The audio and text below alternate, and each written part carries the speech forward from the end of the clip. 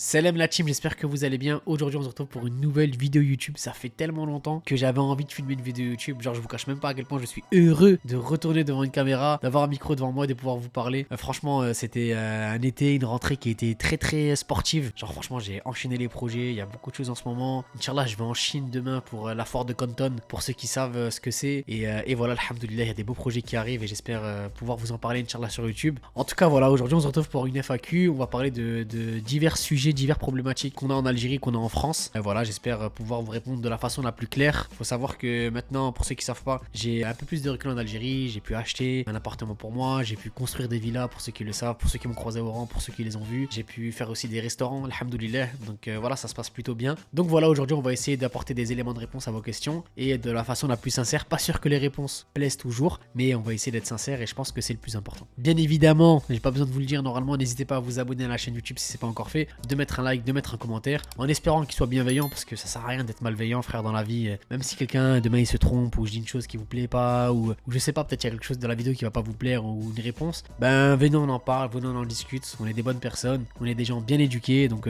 tout échange est bon à prendre. Donc voilà, le plus important c'est de s'apporter des conseils, des informations qu'on n'a pas. Donc voilà, c'est vraiment l'objectif de la vidéo YouTube. Donc voilà, n'hésitez pas en tout cas à vous abonner et à liker. Première question, est-ce que tu vis en Algérie? Alors, est-ce que je vis en Algérie? Non, je ne vis pas en Algérie parce que je fais des allers-retours entre la France et l'Algérie. Je pense que je vais de plus en plus aussi souvent en Chine. Mais voilà, du coup, là en ce moment, je suis beaucoup plus entre Paris, Alger et Oran. Donc pour ceux qui savent pas, du coup, j'ai fait des restaurants à Oran. Donc ce qui fait que j'ai passé beaucoup plus de temps à Oran. Là, je suis sur un gros projet à Alger. Du coup, j'ai pris des bureaux à Alger. Et du coup, je fais Alger-Oran parce qu'en vrai, le business, il est vraiment à Alger. À côté de ça, je rentre en France parce que voilà, il y a ma famille, il y a tout le monde qui est là. Et puis voilà, j'ai mes repères aussi en France. Et je me sens bien aussi en France. Je vais pas dénigrer la France. Donc je vis entre les trois villes. Et petit à petit, je commence à faire de plus en plus de business en Algérie. Donc voilà, je monte des business, je monte des affaires, je vois un peu le marché, j'essaie d'analyser ce qu'il y a, ce qu'il n'y a pas. Et j'essaie de me faire ma petite place en toute humilité. Après, est-ce que je souhaite vivre en Algérie? Franchement, je pense que c'est une question vraiment difficile. Et wallah, je vous parle de ça avec une vraie sincérité. Je pense pas qu'il y a de bonnes réponses. En fait, on est tous différents, on a tous des envies différentes. Après, moi, je pense qu'on est beaucoup plus une génération de nomades, surtout les immigrés. Parce que voilà, on a plusieurs cultures, on a vu beaucoup de choses. Et je pense qu'on va beaucoup plus être mené à vivre dans tel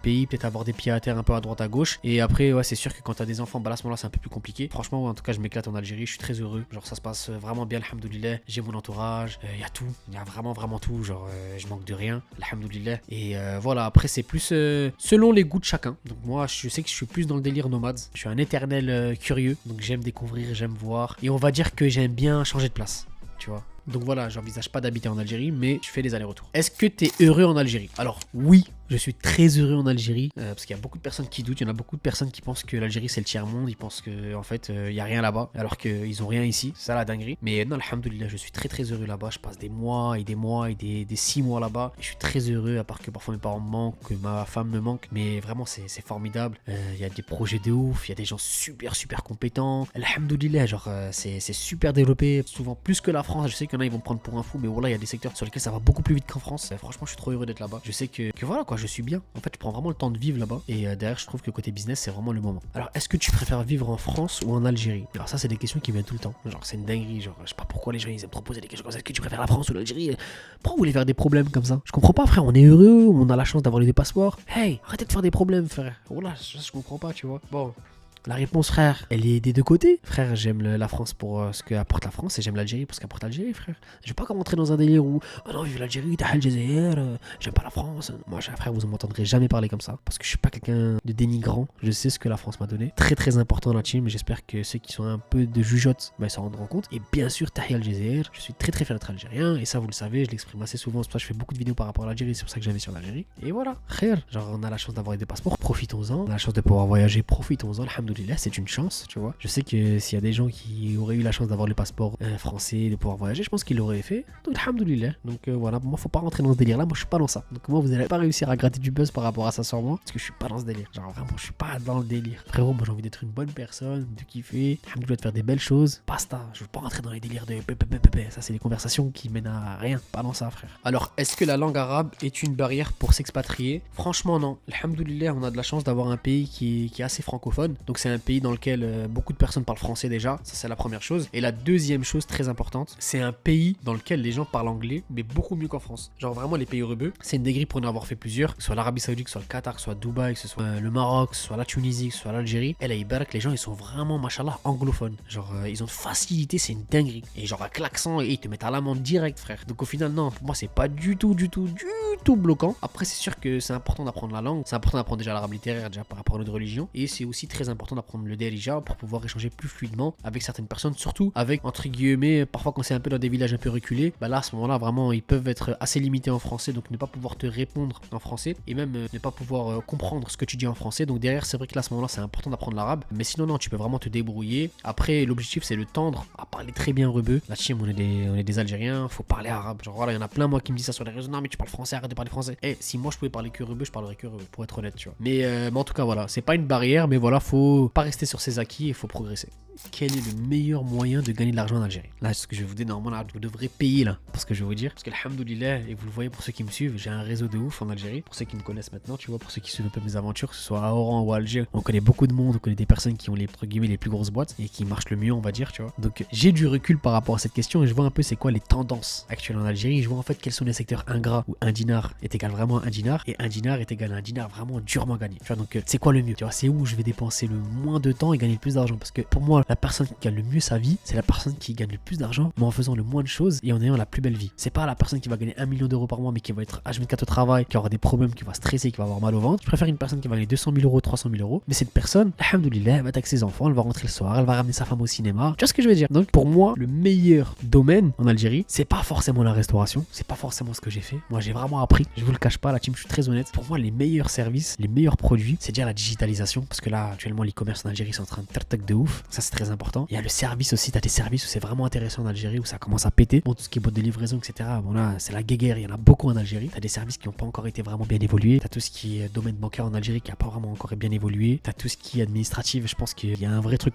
ceux qui vont vraiment créer une bonne application pour faciliter l'administratif en Algérie, je pense qu'ils peuvent vraiment gagner de l'argent. Il y a quoi encore? La location de voiture, par exemple. Bon, ça dépend quel type de véhicule, mais par exemple, si tu loues, je sais pas moi, des citadines, des Clio, des 208, des Dacia, Sandero, des trucs comme ça, franchement, ça peut être super intéressant. Pas la location de luxe, mais vous avez compris. Donc voilà, pour moi, en fait, t'as des produits, t'as des services sur lesquels il y a vraiment de l'argent et ça dépendra vraiment de comment vous allez le faire. Par exemple, autre sujet, le tourisme. C'est une dinguerie actuellement en Algérie, frère. Il y a une vraie buzz par rapport au tourisme. Je sais pas si vous le voyez, mais il y a de plus en plus de personnes qui veulent voyager en Algérie, frère. Ouais, c'est une dinguerie. La dernière fois, je parlais avec un pote à moi. Rien à voir avec l'Algérie, frère. Il m'a dit, frérot, j'ai mangé la Almorgène, j'ai vu 2-3 documentaires, l'Algérie vue du ciel. Frérot, c'est bon. J'ai parlé de ça à toute ma famille, je vais aller en Algérie, tu vois. Et je sais que de plus en plus, frère, regarde, quand on voit le Maroc, on voit la Tunisie, ce qu'ils font avec le tourisme, c'est des milliards d'euros, frère. Imaginez l'Algérie, le pays qu'on a, le potentiel qu'on a, le Sahara, le désert, les routes à la plage, les littoraux. Eh, frère, c'est une dinguerie, frère. C'est vraiment une dinguerie. On a un pays de fous malades. On a le plus grand pays d'Afrique, frère, que tu me racontes, tu vois. C'est le continent, l'Algérie. Donc derrière, pour moi, il y a un vrai marché sur ça. Et voilà, il y a beaucoup de choses. Franchement, je peux en parler des heures et des heures. Alors, est-ce que c'est intéressant de gagner du dinar? Alors, ça, c'est une vraie question. Mais pour moi, c'est une question aussi en même temps qui veut beaucoup dire et en même temps rien dire. Alors, beaucoup dire dans le sens où c'est vrai que le taux de change au marché noir,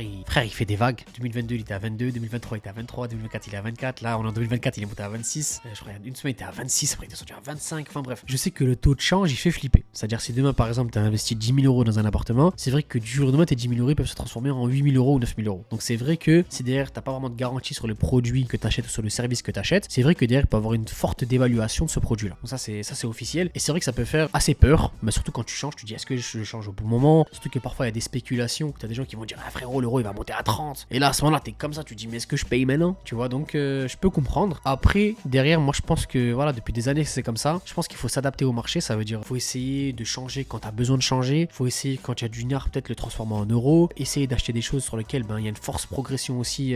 Côté business, par exemple, tu achètes un terrain, tu sais que derrière, tu vas pas perdre d'argent normalement s'il est bien placé. Les voitures aussi, franchement, ça marche bien en Algérie quand tu achètes une voiture, frère. C'est comme si tu mettais comme si tu achetais de l'or. Ça dépend vraiment de toi et ta vision du business et comment tu pratiques ton business. Faut pas être crispé, faut bien investir et faut savoir bien changer au bon moment. Ça, je pense, c'est important. Et faire travailler son argent. C'est-à-dire, si une personne, je sais pas moi, elle a changé 20 000 euros, elle les garde pendant 5 ans sous l'oreiller, ça sert à rien, frère, tu vois. Genre, fais travailler ton argent, essaie de voir ce que tu peux faire avec. Et khair, Inch'Allah, tu vois, il y a beaucoup de choses sur lesquelles on peut faire de l'argent en Algérie. Faut chercher, tout simplement, faut chercher. Et à côté de ça, bien évidemment, alhamdoulilah, si t'arrives à gagner du dinar, t'es aussi Gucci. Après, c'est vrai qu'il y a des vraies problématiques, par exemple, par rapport au recouvrement, c'est une dinguerie en Algérie. Moi, dans mes restaurants, le soir, c'est Pirates des Caraïbes, fallait me voir l'été, juillet, août, l'hiver, qu'on faisait des recettes de ouf. Et fallait voir. Genre, le soir, tu te poses. Frérot, je mettais 1 heure à compter les billets, frère. Ou 1 heure, t'étais t'es là, tu comptais comme ça, tac, tac, tac, tac, c'était des liasses, en plus c'était des billets déchirés, t'étais avec du scotch, t'es comme ça avec le scotch. C'est dur de faire le recouvrement en Algérie. C'est-à-dire si demain, par exemple, je sais pas moi, demain, là, Ibarak, t'as un produit qui cartonne. Il est distribué dans tous les cosmétiques, dans tous les bureaux tabac d'Algérie. Bah frérot, machallah, le produit peut aller très vite, tu vois. Mais le côté recouvrement, il est chaud. C'est-à-dire récupérer son argent à droite, à gauche, passer par les bons intermédiaires, la confiance. Franchement, c'est un peu chaud. Mais derrière, voilà, c'est ces difficultés-là qui font que le marché il est si intéressant. Et je trouve qu'il y a beaucoup de solutions que les gens sont en train de créer pour pouvoir pallier à ces manquements. Donc au final, franchement, Inch'Allah, faut essayer et il faut faire attention au change. Les salariés en Algérie. Est-ce que c'est dur de gérer les salariés en Algérie? Alors cette question-là, c'est vrai qu'elle revient souvent. T'en as beaucoup qui me disent, ouais Mohamed, comment tu fais avec les salariés en Algérie? Est-ce que ça se passe? Est-ce que derrière, t'arrives à te faire écouter? Les gars, ça dépend de commenter. 1, ça dépend de commenter. 2, ça dépend du cadre de travail que tu mets en place. Et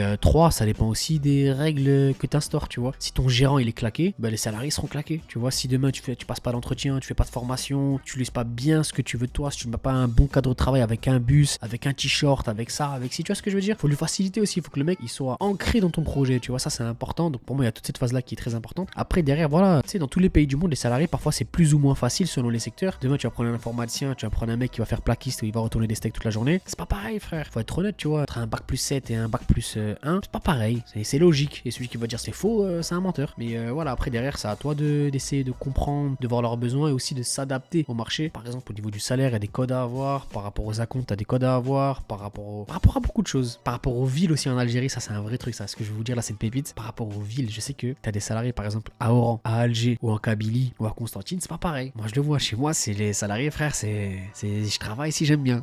Tu vois, alors qu'à Alger peut-être qu'ils seront un peu plus sérieux. Ça dépend, tu vois, sans discriminer les Oranais. Hein. Mais je sais que nous on est beaucoup plus des têtes brûlées. Et les Oranais eux-mêmes ils te le diront. Et on est comme ça. On est voilà, ça c'est nous, on est des rockstars. Tu vois, c'est nous qui décidons de comment vous travaillez, tu vois. Donc voilà, moi je pense que ça c'est culturel aussi, il y a une grosse partie culturelle. Mais voilà, après voilà, comme dit, c'est des choses à apprendre, ça fait partie de l'expérience et t'as pas le choix, tout simplement. Comment tu vois le buzz sur l'Algérie? Après ça c'est vrai, hein. Franchement il y a un vrai buzz sur l'Algérie, on s'en rend pas compte la team, mais ça c'est ce que je répète tout le temps à chaque fois que les gens me posent la question. Ils me disent Mohamed mais qu'est-ce qui se passe avec l'Algérie? On entend parler d'Elmodjen, on entend parler du Sahara, on entend parler des joueurs, on entend parler de ce qui se passe avec Iman Khelif et ça ici. Premièrement, il faut savoir que l'Algérie on est la première diaspora en France. Là ça c'est un truc de ouf, on s'en rend pas compte mais on est nombreux en France. Ça c'est très important aussi de pouvoir quantifier ça dans sa tête et de se rendre compte de l'impact que ça peut avoir. On le voit déjà même dans le sillage médiatique de la France. T'as beaucoup d'Algériens là Ibarak qui ont réussi, même s'ils essaient de nous dénigrer, de nous montrer qu'au contraire on n'a pas réussi. Ben non frérot, alhamdoulilah il y a beaucoup d'Algériens qui ont réussi en France. Ça c'est la première chose, donc ce qui fait que derrière le côté algérien peut vite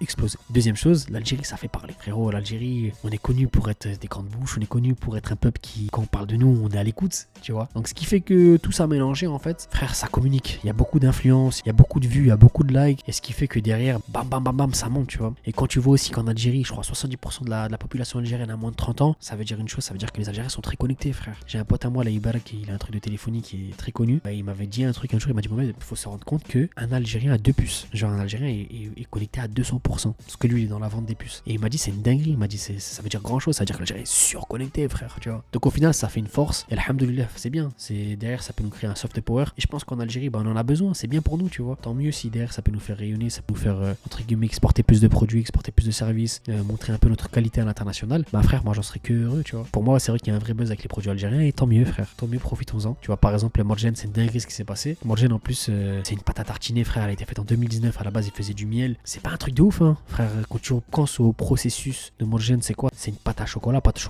ils l'achètent directement la graine de cacao chez Bimo, ils mettent ça dans une coupe chauffante, ils te ramènent du lait, de la farine, clac clac clac, du sucre, bam, ça te sort une bonne Morgen, machallah, ils ont une belle recette. Je dis pas, je banalise pas la recette, hein, attention. Là Ibarak c'est pépite ce qu'ils font, ils le font super bien. Mais pour vous dire, genre en mode avec des petits moyens, ils ont réussi à faire un truc de ouf, tu vois. Genre le mec qui est le fiston de Elmogène, c'est un ami, un salarié à moi. Et du coup il m'a raconté que le mec à côté de ses études, de temps en temps il s'occupait de l'Elmogène frère, tu vois. Et c'était son père qui était derrière, c'était Atlilette. Et voilà, et après bam ça a pété, alhamdoulilah, tu vois. Mais pour vous dire qu'il y a un vrai savoir-faire chez nous, tu vois. Et ça c'est réel, et ça fait plaisir, tu vois. Donc voilà, Inch'Allah plein de Morgen comme ça. Faut foutre les nerfs à ces chaînes d'infos et aux gens qu'on connaît, parce qu'ils ont les crises quand ils nous voient réussir. Et ça c'est satisfaction, mais faut qu'on aille encore plus haut. Tu vois, faut pas qu'on se satisfasse que de ça, parce que ça voudrait dire qu'on est que à ce niveau-là. Donc Donc voilà. Alors dernière question, qu'est-ce que tu penses des immigrés en Algérie? Bon, alors ça c'est une question, c'est un sujet. Moi je vois beaucoup de vidéos en plus sur TikTok et sur Instagram, en fait, où tu vois des gens qui sont en train de parodier un peu les immigrés et la diaspora un peu qui arrive en Algérie. Il y a du vrai, franchement il y a du vrai, parce que c'est vrai que malheureusement en fait, nous les immigrés, pas tout le monde, bien sûr, je mets pas tout le monde dans le même sachet, tu vois. Il y a beaucoup d'immigrés qui sont encore à l'ancienne, frère, dans leur tête. Il y a un petit complexe aussi peut-être de supériorité par rapport à certains immigrés quand ils arrivent en Algérie, où ils sont choqués de tout, ils découvrent en fait que c'est Tarzan l'Algérie. Donc c'est vrai en fait, c'est vrai que t'as beaucoup de personnes entre guillemets qui voient mal le pays, ça c'est réel, la team, je pense que vous le savez. Pas tout le monde, encore une fois, je mets pas tout le monde dans le même sachet. Attention, je vais vraiment nuancer mes propos. Donc pour moi en fait, t'as vraiment une partie de la diaspora qui sait pas comment s'y prendre. Mais après moi je pense qu'il y a un vrai trauma, frère. Pour moi en fait, il y a une vraie source par rapport à ça, soit par rapport à nos parents, la génération de nos parents qui allaient vivre en France. Aussi le fait que voilà, c'est vrai qu'on est né en France, on a une double culture, et la culture qu'on a en France, on s'est beaucoup imprégné, on va dire, de cette culture française, tu vois. Que ce soit du côté jaloux, je crois, du côté mépris, même si en Algérie aussi, hein, à fond aussi, attention, je dis pas que les Algériens d'Algérie sont pas comme ça, mais je veux dire aussi que derrière, il y a un vrai complexe. Il faut savoir que nous, les Franco-Algériens, on a le délire où en France, on est des Algériens, en Algérie, parfois on peut être vu comme des Français, mais pas par tout le monde. C'est assez complexe. Il y a une vraie question sur l'identité, tu vois. Voilà, faut juste être humble, faut être de façon humilité. T'es Algérien, alhamdoulilah, nos parents, frère, c'est Mustapha, Karima, tu vois. On est des Algériens, alhamdoulilah. Bon, on a cette chance aussi d'avoir eu la double culture, et ça pour moi c'est une chance, c'est une richesse, et ceux qui s'en rendent pas compte, ils ont rien compris. Et voilà, faut juste en profiter, faut qu'on fasse aussi notre devoir de compatriotes algériens et français, tu vois. Faut pas non plus être dans un délire de déni de la France ou déni de l'Algérie. Moi j'aime pas ça, tu vois. Genre on est bien heureux la team quand on est en France, quand on fait nos études, quand on a eu la bourse, quand on a eu les APL, quand on a eu pu avoir des petits boulots pour pouvoir mettre de l'argent de côté et faire le permis de conduire. Vous voyez ce que je veux dire? Faut se rendre compte de tout ça, mais aussi on est très fiers de qui on est, de notre identité, de notre culture, de nos parents, de ce que devient l'Algérie, alhamdoulilah. Et voilà, simplement.